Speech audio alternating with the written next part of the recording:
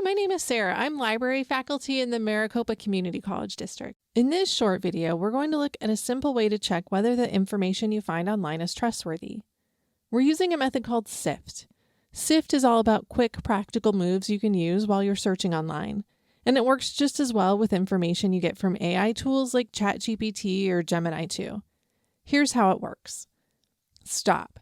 Before you share, use, or believe a source, pause for a moment. Notice how the information makes you feel. Angry, worried, excited? Strong emotions can be a red flag that the content is designed to push a reaction instead of just informing you. Reflect on that, then ask, do I know who created this and why? This applies to websites, news articles, social media posts, and even AI. Once you've stopped, the next steps: investigate, find better coverage, and trace help you dig deeper and decide if the information is actually trustworthy. Investigate the source.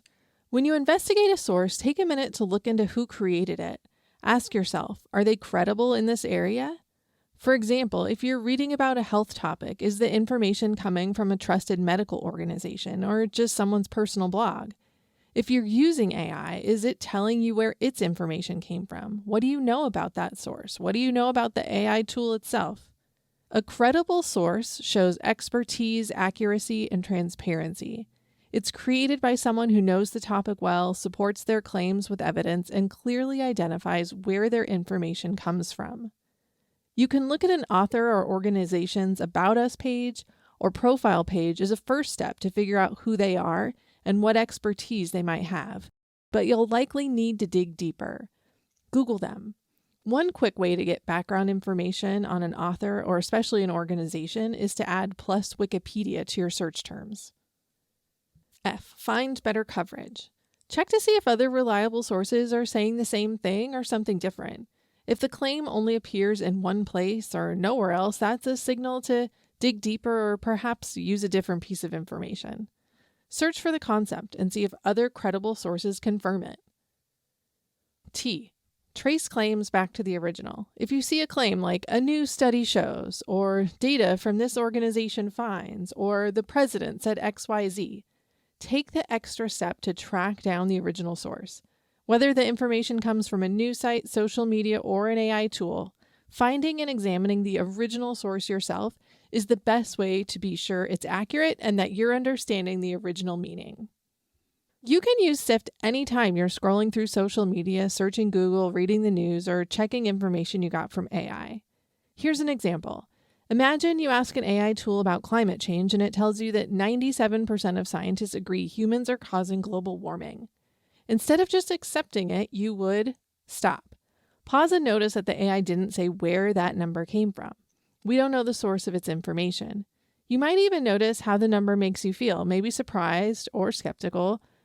Before you include it in a paper or share it with others, let's investigate.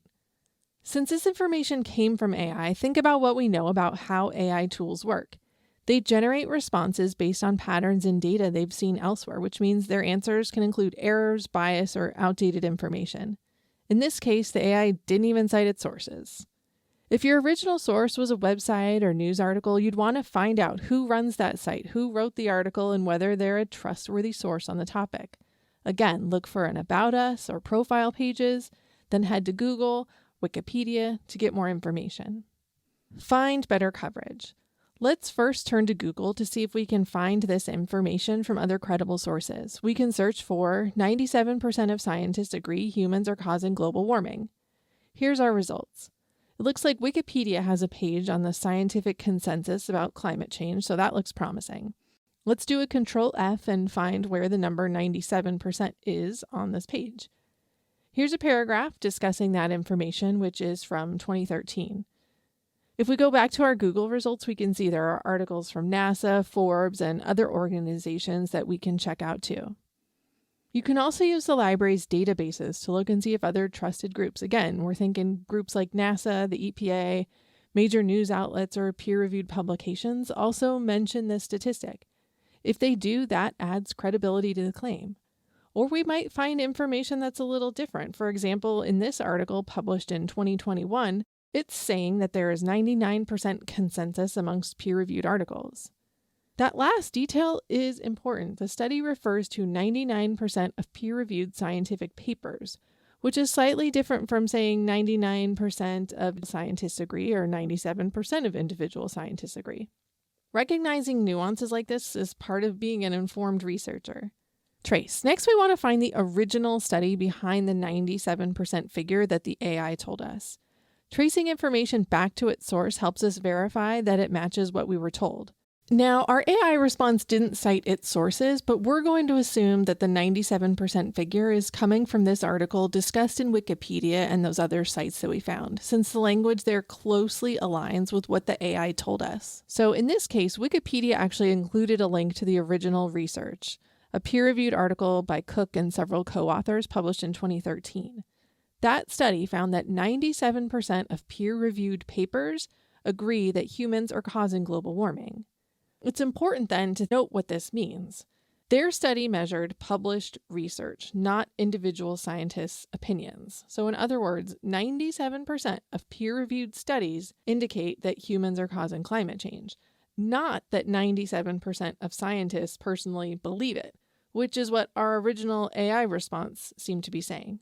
Using the SIFT method helped us uncover that difference. With just a few quick steps, we were able to trace the claim, understand the context, and see how easily information can be misrepresented.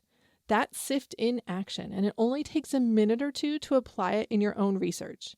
If you ever get stuck, you can always reach out to us through our Ask a Librarian chat service, available 24/7 from real human librarians. We're here to help you navigate sources with confidence.